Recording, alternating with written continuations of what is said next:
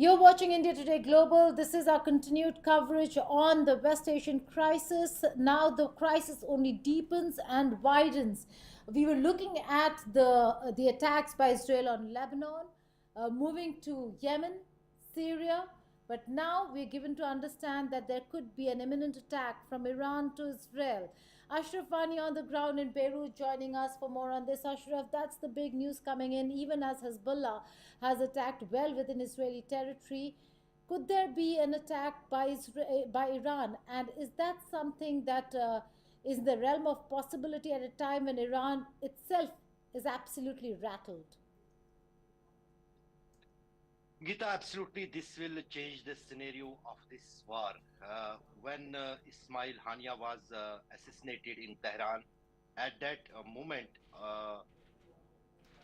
Supreme Leader of the Iran said that we are going to take revenge of this killing because Ismail Hania was the guest of Iran, state guest. In fact, he went there in the sworn ceremony of the new president. But people were kept waiting for days and weeks together. Now months passed, but Iran did not carried out that revenge attack on Israel.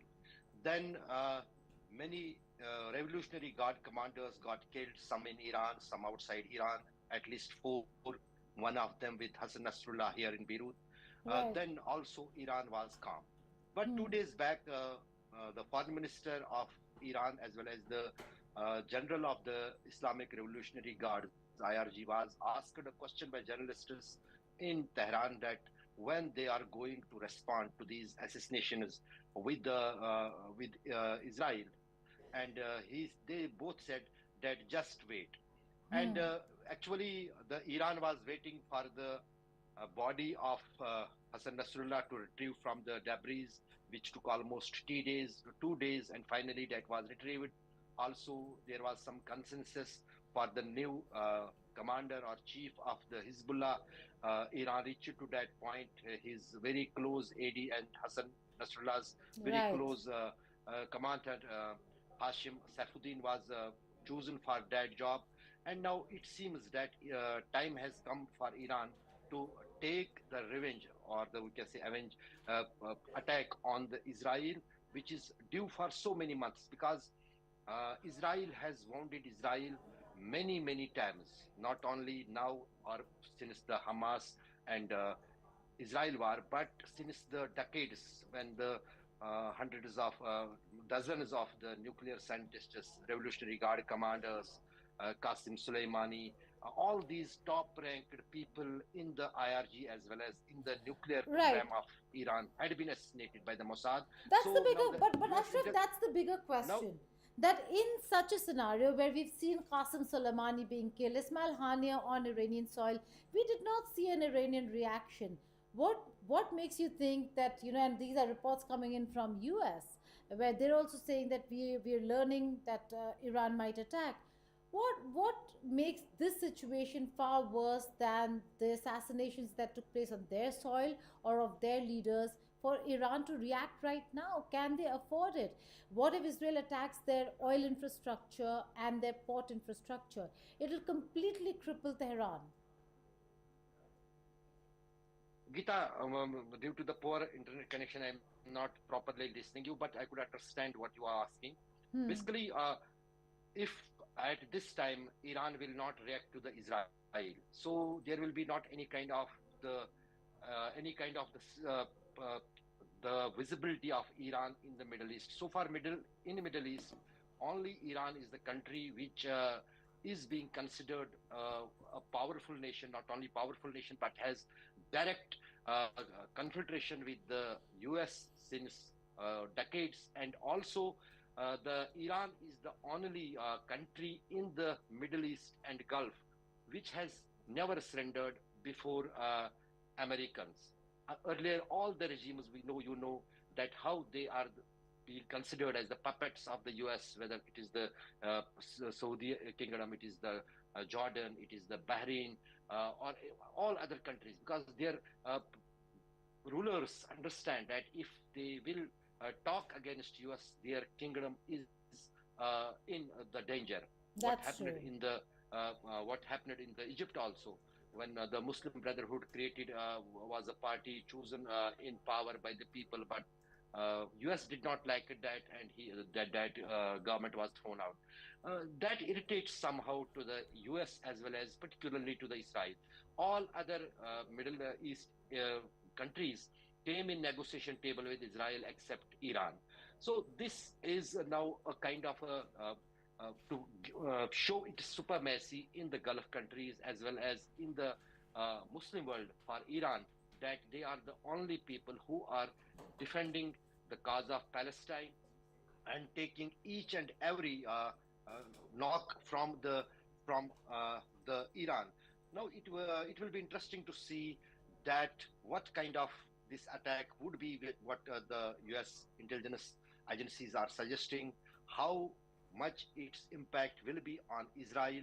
Will it stop somehow Israel to carry out the ongoing attacks and aerial strikes across the Right. Lebanon, Yemen, as well as in Syria today morning and in the Iraq.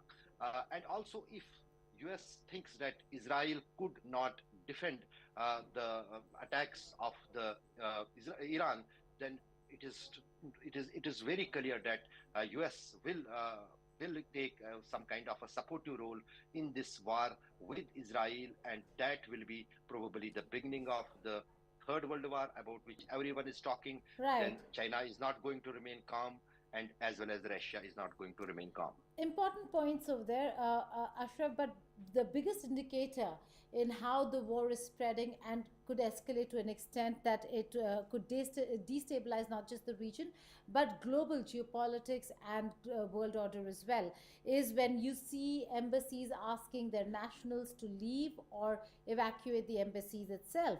And here there are some reports coming in that the US Embassy of Israel has asked its employees to stay at home and prepare to enter shelters. We are also given to understand that there are embassies or countries such as Turkey, Belgium, Bulgaria that have now joined various other countries asking their citizens, including America, to leave Lebanon. So you know that the situation is going out of control when you see so many of them asking their citizens to leave the respective countries, whether it's Lebanon or, for that matter, be on alert when it comes to Israel. Having said that, there are some other reports coming in which are quite serious. Now, Israel media is saying that violent explosions at Golani Junction in Lower Galilee. They're also saying that 4 ballistic missiles were launched from Lebanon and fell off the coast of the city of Netanya, north of Tel Aviv. These are very important details that are now emerging. Hezbollah has qualitatively increased, despite the blow that they have suffered, increased their attacks now in Israel after a lull of a couple of days, Ashraf. What does that really mean? Does that mean we are looking at Hezbollah now striking back, or Iran striking to divert Israel's attention to Iran so that Hezbollah can regroup?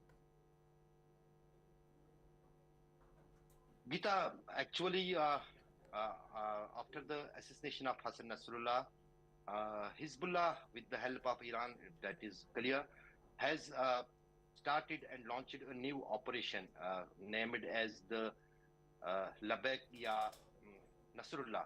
In Arabic, that means, in English, that means we are here, Nasrullah for you. Yeah. So that is a kind of operation. Earlier, when on the 7th of October 2023, Hamas launched the attacks on the Israel. That was one of the biggest attacks on the Israeli soil by the Hamas, in which more than 1,100 people got killed. Many most awkward situation for the Israel was the kidnapping of their soldiers as well as their citizens by the Hamas, and that operation was named Operation Al-Aqsa Flood in English, and Tufan Al-Aqsa in the Arabic. This operation probably was, maybe there may be some kind of truth in the intelligence inputs of the Israel, that the Hezbollah was planning on the anniversary to launch a Hamas type October 7 type attack from the Lebanese border, and there are tunnels. It is clear that there are some underground tunnels which are during last many years made by the Hezbollah even some of them open in the northern Israel. Uh, the Israel tried for last many years to find the doors of those tunnels. Some of the doors were tried, which were sealed with the concrete, but there are other tunnels also. Particularly, one of the big shows what was a kind of message given by the Hassan Nasrallah when he was alive 2 months back. They released a video of the one of their warehouses, missile warehouses, in which a tunnel, a long, maybe a kilometer or long, that more than that tunnel, a kind of a city where all the missile loaded trucks were seen in that video, and Hezbollah then claimed they have not yet used these missiles against the Israel. If time comes and if they need, they will use those missiles. Those are absolutely long-range missiles. They can target any part of the Israel. And today, a uh, small experiment of those missiles may have been done, because we are getting reports from the Israel. Some of the ballistic missiles have hit.